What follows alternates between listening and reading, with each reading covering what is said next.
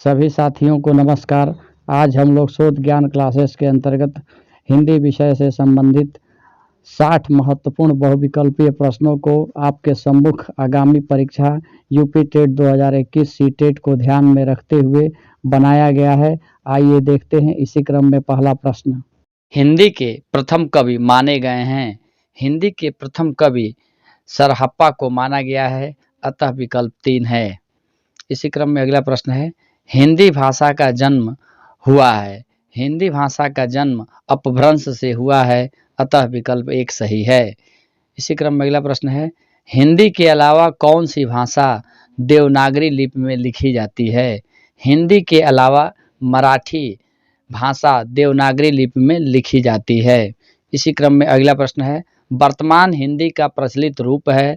वर्तमान हिंदी का प्रचलित रूप खड़ी बोली है। इस प्रकार विकल्प 2 सही है। इसी क्रम में अगला प्रश्न है, शुद्ध वर्तनी का चयन कीजिए।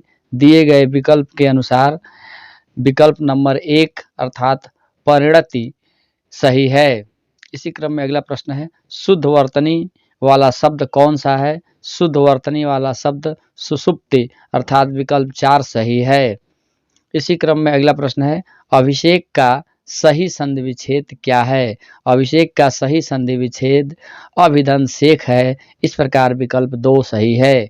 इसी क्रम में अगला प्रश्न है, स्वर संधि के कितने भेद हैं। स्वर संधि के 5 भेद होते हैं, अतः विकल्प 3 सही है।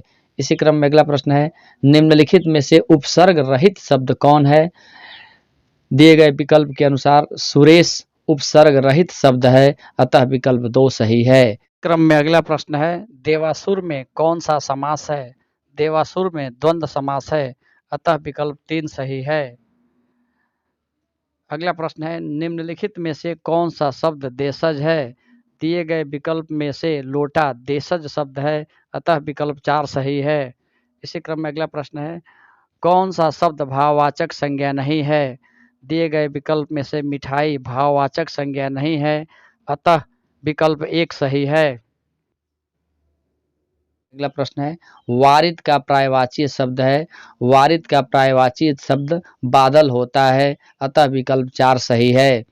इसी क्रम में अगला प्रश्न है, रागी का विलोम शब्द है। रागी का विलोम विरागी होता है, अतः विकल्प 4 सही है। नेक्स्ट प्रश्न है, सम्मुख का विलोम शब्द है। सम्मुख का विलोम शब्द विमुख होता है, अतः विकल्प 2 सही है। इसी प्रकार से नेक्स्ट प्रश्न है, जो पहले कभी नहीं हुआ हो के लिए एक शब्द है अभूतपूर्व, अतः विकल्प 2 सही है। इसी क्रम में अगला प्रश्न है, उसने कहा कि मैं घर जाऊंगा में कौन सा वाक्य है। इसमें मिश्र वाक्य है, अतः विकल्प 2 सही है। इसी क्रम में अगला प्रश्न है, अग्नि परीक्षा देने का क्या अर्थ है। अग्नि परीक्षा देने का अर्थ कठिन परिस्थिति में पड़ना है, अतः विकल्प 4 सही है। इसी क्रम में अगला प्रश्न है, पर उपदेश कुशल बहुतेरे का मुहावरे का क्या अर्थ है। यहाँ अर्थ है दूसरे को उपदेश देने को आसान समझना, अतः विकल्प 2 सही है। इसी क्रम में अगला प्रश्न है, अशुद्ध शब्द छाटिए। दिए गए विकल्प में से केले अशुद्ध शब्द है, अतः विकल्प 2 सही है। अगला प्रश्न है, समास जिसमें कोई पद प्रधान नहीं होता क्या कहलाता है। बहुब्रीहि समास कहलाता है। बहुब्रीहि समाज में कोई भी पद प्रधान नहीं होता है, अतः विकल्प 1 सही है। इसी क्रम में अगला प्रश्न है, भारतीय आर्य भाषा परिवार की भाषा निम्न में नहीं है। कन्नड़ भारतीय आर्य भाषा परिवार की भाषा नहीं है, अतः विकल्प 4 सही है। इसी क्रम में अगला प्रश्न है, मोहन ने सोहन को किताब दी में कौन सा कारक है। इसमें संप्रदान कारक है, अतः विकल्प 3 सही है। इसी क्रम में अगला प्रश्न है, गगनचुंबी में कौन सा समास है। गगनचुंबी में तत्पुरुष समास है, अतः विकल्प 1 सही है। नेक्स्ट प्रश्न है, अल्प प्राण सघोष व्यंजन छाटिए। दिए गए विकल्प के अनुसार ब अल्प प्राण सघोष व्यंजन है, अतः विकल्प 3 सही है। इसी क्रम में अगला प्रश्न है, मैं यह काम अपने आप कर सकता हूँ में कौन सा सर्वनाम है। इसमें निजवाचक सर्वनाम है, अतः विकल्प 3 सही है। इसी क्रम में अगला प्रश्न है, तुमने अधूरी कहानी सुनाई में कौन सा विशेषण है? इसमें परिमाणवाचक विशेषण है, अतः विकल्प 4 सही है। इसी क्रम में अगला प्रश्न है, सत्य बोलो परंतु कटु सत्य न बोलो में किस प्रकार का वाक्य है? इसमें संयुक्त वाक्य है, अतः विकल्प 2 सही है। नेक्स्ट प्रश्न है, उचित मिलान करिए। तत्पुरुष समास का उदाहरण त्रिलोचन है, बहुव्रीहि समास का उदाहरण विश्वंभर है, द्वंद्व समास का उदाहरण घी शक्कर है, अव्ययीभाव समास का उदाहरण भर पेट है, अतः विकल्प 2 सही है। इसी क्रम में अगला प्रश्न है, क्रूर शब्द क्या है? क्रूर शब्द विशेषण है। इसी क्रम में अगला प्रश्न है, कुसुम का पर्यायवाची शब्द नहीं है, कमल कुसुम का पर्यायवाची नहीं है, अतः विकल्प 1 सही है। इसी क्रम में अगला प्रश्न है, हिंदी में स्वर्ण वर्णों की संख्या कितनी है? हिंदी में स्वर वर्णों की संख्या 11 होती है, अतः विकल्प 1 सही है। नेक्स्ट है, राजन का स्त्रीलिंग क्या होगा? राजन का स्त्रीलिंग राज्ञी होगा, अतः विकल्प 2 सही है। इसी क्रम में अगला प्रश्न है, प्रत्यय के योग से बना शब्द नहीं है, पीछे प्रत्यय के योग से बना शब्द नहीं है, अतः विकल्प 2 सही है। इसी क्रम में अगला प्रश्न है, हिंदी में व्यंजनों की संख्या कितनी होती है? हिंदी में व्यंजनों की संख्या 33 होती है, अतः विकल्प 4 सही है। इसी क्रम में अगला प्रश्न है, यथाक्रम किस समास का उदाहरण है? यथाक्रम अव्ययभावी समास का उदाहरण है, अतः विकल्प 4 सही है। इसी क्रम में अगला प्रश्न है, अपनी प्रशंसा करने वाला वाक्यांश के लिए सार्थक शब्द क्या होगा? इसका सही उत्तर है आत्मश्लाघी होगा। इस प्रकार विकल्प 2 सही है। इसी क्रम में अगला प्रश्न है, निम्न में आभूषण का पर्यायवाची शब्द नहीं है, हार आभूषण का पर्यायवाची शब्द नहीं है, अतः विकल्प 4 सही है। नेक्स्ट प्रश्न है, तद्रूप में कौन सी संधि का प्रकार है? इसका सही उत्तर है व्यंजन, अतः विकल्प 3 सही है। नेक्स्ट प्रश्न है, फिट और इंसान कौन से शब्द हैं? फिट और इंसान आगत शब्द हैं, अतः विकल्प 2 सही है। नेक्स्ट प्रश्न है, बुद्धिमानी शब्द किसका उदाहरण है? बुद्धिमानी शब्द संज्ञा का उदाहरण है, अतः विकल्प 3 सही है। प्राथमिक स्तर पर आधारभूत कौशल है, प्राथमिक स्तर पर आधारभूत कौशल सुनना और बोलना होता है, अतः विकल्प 3 सही है।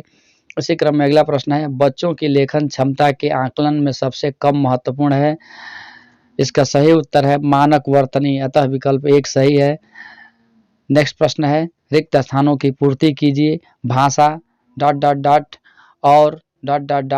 का एक उत्तम साधन है, अर्थात भाषा पढ़ने, लिखने और संप्रेषण का एक उत्तम साधन है, अतः विकल्प 1 सही है। इसी क्रम में अगला प्रश्न है, मूलतः हिंदी में कितने वर्ण होते हैं? हिंदी में मूलतः 52 वर्ण होते हैं। इसी क्रम में विकल्प 1 सही है। इसी क्रम में अगला प्रश्न है, क्षणिक शब्द का विलोम है, क्षणिक शब्द का विलोम शाश्वत है, अतः विकल्प 1 सही है। नेक्स्ट प्रश्न है, हतभागी का स्त्रीलिंग है, हतभागी का स्त्रीलिंग हतभाग्या है, अतः विकल्प 3 सही है। नेक्स्ट प्रश्न है, सूर्य का पर्यायवाची शब्द निम्न में कौन सा है? सूर्य का पर्यायवाची शब्द निम्न में पतंग है, अतः विकल्प 4 सही है। नेक्स्ट प्रश्न है, निरोग का संधि विच्छेद कीजिए। निधन रोग बराबर निरोग, अतः विकल्प 2 सही है। नेक्स्ट प्रश्न है, चारुचंद्र की चंचल किरणें खेल रही थी जलथल में कौन सा अलंकार है? यहाँ समास के जगह पे अलंकार पढ़ा जाए, यहाँ पे अनुप्रास अलंकार है, अतः विकल्प 4 सही है। नेक्स्ट प्रश्न है, सदय का विलोम क्या है? सदय का विलोम निर्दय है, अतः विकल्प 2 सही है। नेक्स्ट प्रश्न है, चरण कमल बंदो हरिराई में कौन सा अलंकार है? इसमें रूपक अलंकार है, अतः विकल्प 4 सही है। नेक्स्ट, वह अगले साल आएगा में कौन सा समास है? इसमें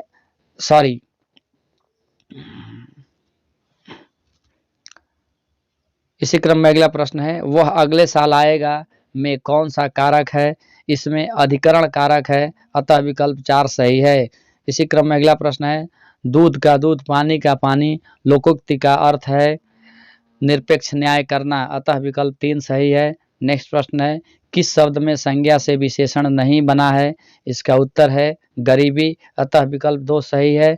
नेक्स्ट है, जो सोएगा सो खोएगा में कौन सा सर्वनाम है? इसमें संबंधवाचक सर्वनाम है, अतः विकल्प 4 सही है। नेक्स्ट प्रश्न है, बुराइयों से सदा बचो में संज्ञा है, इसमें जातिवाचक संज्ञा है, अतः विकल्प 1 सही है। नेक्स्ट प्रश्न है, सिंह का पर्यायवाची शब्द नहीं है, दिए गए विकल्प के में वाजी सिंह का पर्यायवाची शब्द नहीं है, अतः विकल्प 4 सही है। इसी क्रम में अगला प्रश्न है, व्यंजन संधि का उदाहरण है उच्चारण, इस प्रकार विकल्प 1 सही है। शोध ज्ञान क्लासेस को सुनने के लिए आप सभी को बहुत बहुत धन्यवाद। चैनल को लाइक, शेयर और सब्सक्राइब जरूर करें।